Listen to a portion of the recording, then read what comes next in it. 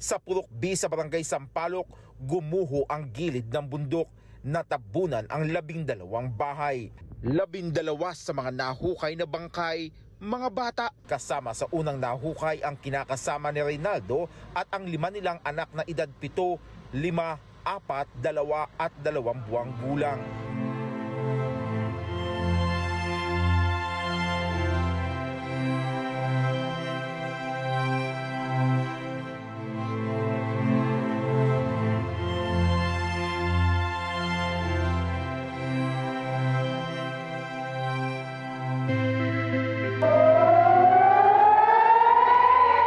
Tagpong nagpaalala sa umpisa ng Israel-Hamas war noong nakaraang taon.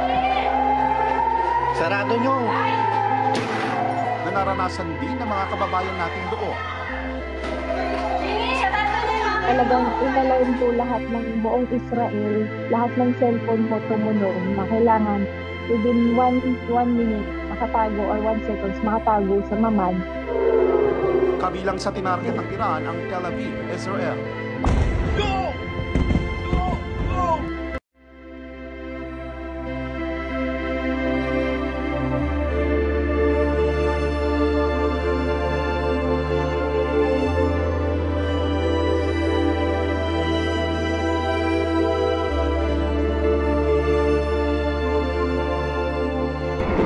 Dito sa Pilipinas, niyanig din ng magnitude 6 na lindol ang Davao de Oro.